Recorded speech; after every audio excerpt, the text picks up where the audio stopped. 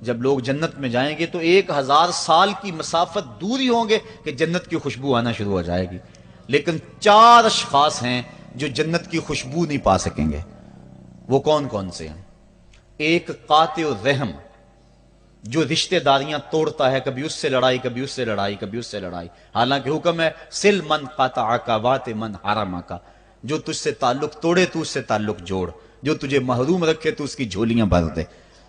تو جو رشتہ داریوں کو توڑتا ہے، مقدس رشتوں کو پامال کرتا ہے، بلکہ والدین کے حوالے سے یہ بات بھی سن لیں، بعض اوقات والدہ اپنی بہن سے ناراض ہو جاتی ہے، باپ اپنے بھائیوں سے ناراض ہو جاتا ہے، تو اولاد کو کہتا ہے کہ نہ ملنا، اپنے جو ہے وہ چچا تائے سے نہ ملنا، ماں کہتی ہے اپنی خالہ سے نہ ملنا، تو اب کیا حکم ہے، ملے کہ نہ ملے؟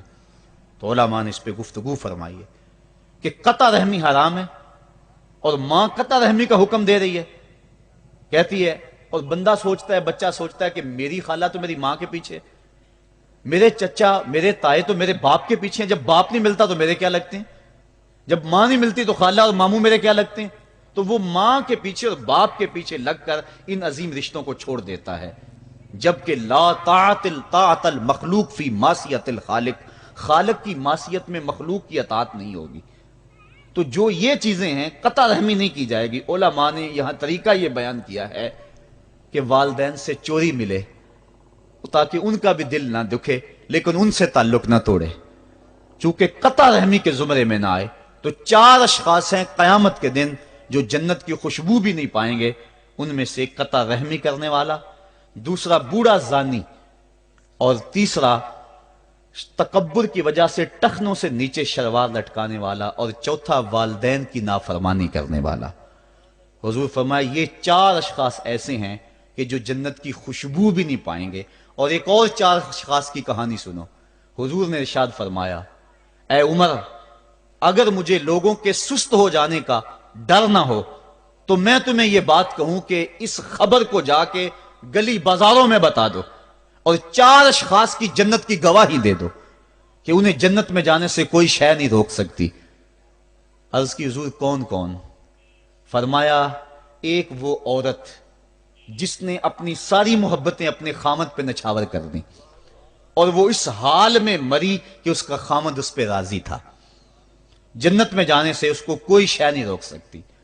اور دوسرا وہ شخص جس کے بچے زیادہ ہیں، ذرائع آمدنی تھوڑے ہیں، لیکن اس نے اپنے بچوں کے پیٹ میں حرام کا لقمہ نہیں جانے دیا، محنت کرتا رہا، اوور ٹائم لگاتا رہا، مزدوری کرتا رہا اور اپنے بیٹوں کے لیے رزق حلال کی تلاش میں رہا۔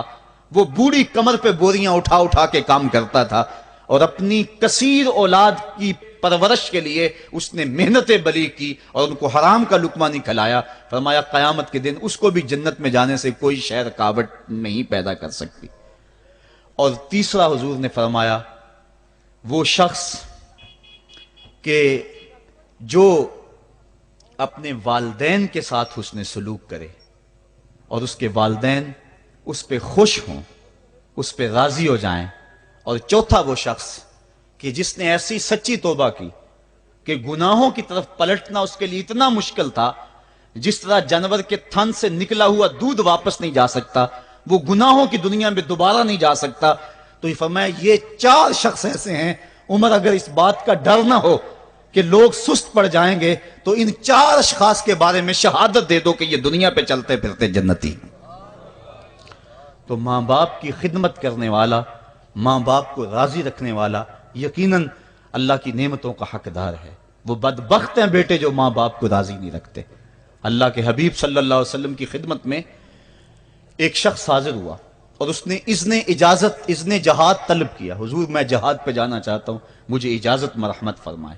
حضور نے فرمایا احیٌ والدا کا، کیا تیرے والدین زندہ ہیں؟ کالا نعم، عرض کی ہاں حضور میرے والدین زندہ ہیں۔ کالا ففیہما فجاہد، کہا جا ان کی خدمت کر، یہی تیرا جہاد ہے۔ ماں باپ کو بلکتا ہوا چھوڑ جائے اور آپ جہاد پہ چلا جائے، ماں فالج میں گری ہوئی ہے اور بیٹا تبلیغی گشت پہ چلا جائے، باپ تڑپ رہا ہے اور بیٹا پیر کی چوکھٹ پہ جھاڑو دیتا پھرے، اللہ راضی نہیں ہوگا۔ میں سچ کہتا ہوں، اپنے بھی خفا مجھ سے ہیں، بیگانے بھی ناخوش، کہ میں زہر حلال کو کبھی کہہ نہ سکا کند، بات وہی کہتا ہوں سمجھتا ہوں جسے حق، نئے ابلۂ مسجد ہوں، نئے تہذیب کا فرزند، محمد عربی صلی اللہ علیہ وسلم سے بڑا پیر کون ہو سکتا ہے؟ لیکن حضرت وہ ویسے کرنی نہیں آ رہے۔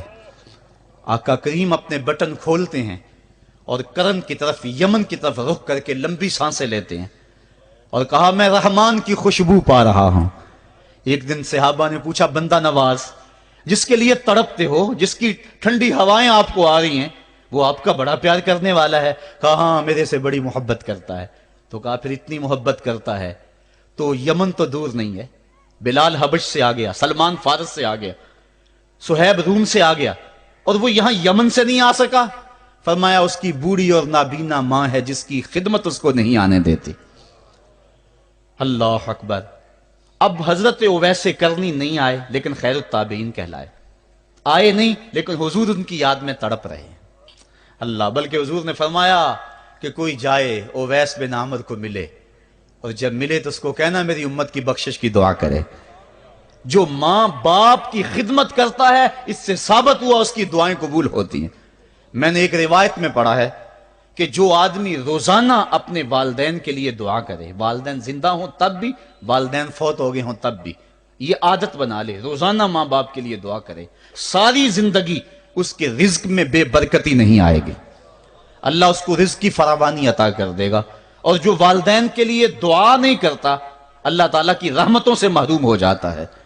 حضرت ابو ہریرہ رضی اللہ تعالیٰ عنہ جب بھی ہاتھ اٹھاتے تھے تو یہ دعا کرتے تھے، اللہم اغفر لابی ہریرہ ولأمی ولمن استغفر لہما، اے اللہ ابو ہریرہ کو بخش دے، حضرت ابو ہریرہ کی ماں کو بخش دے، اور قیامت تک جو ہم دونوں کے لیے بخشش کی دعا کرے اس کو بھی بخش دے۔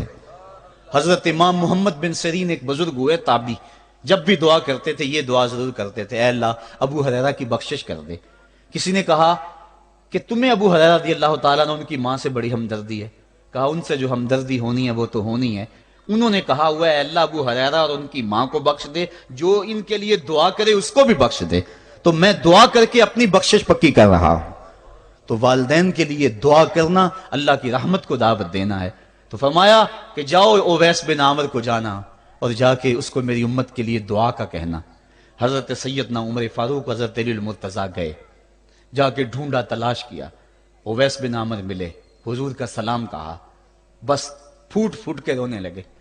کہا بتاؤ میرے رسول کے لبوں پہ میرا نام کیسے آیا تھا؟ حضور میرا جب تذکرہ کرتے تھے کیسے کرتے تھے؟ یہ درد دیکھا تو بولے کہ کیا آپ اتنی محبت رکھتے ہیں تو پھر ملنے کیوں نہیں آئے حضور کو؟ اتنا جو پیار رکھتے ہیں تو زیارت کرنے کیوں نہیں آئے؟ تو حضرت اویس کرنی نے بات کے رخ کو بدلا، کہا تم نے میرے رسول کو دیکھا؟ تم نے میرے رسول کی زیارت کی ہے؟ کہا ہاں ہم تو صبح و شام وہاں رہے ہیں۔ کہا پھر بتاؤ حضور کے یہ ابرو جڑے ہوئے تھے یا کھلے ہوئے تھے؟ اب دونوں حیران ہو گئے۔ کہا تم نے تو دیکھا میں نے تو دیکھا نہیں، تم بتاؤ نا، پھر میں تو گیا نہیں، مجھے کہتے ہو گیا نہیں، تم بتاؤ حضور کے ابرو جڑے ہوئے تھے یا کھلے ہوئے تھے؟ حیران ہیں۔ کہا حضور آپ ہی بتلائیے۔ کہا کوئی دور سے دیکھتا تو جڑے ہوئے نظر آتے، قریب آ کے دیکھتا تو کھلے ہوئے نظر آتے۔ یہ وہ ہے جو ماں کی خدمت کرتا رہا اور حضور کے دربار میں حاضر نہیں ہو سکا، لیکن حاضری اس کی تھی، وہ جہاں بھی تھا وہ نبی کے قرب میں تھا۔ تو اس لیے ماں باپ کی خدمت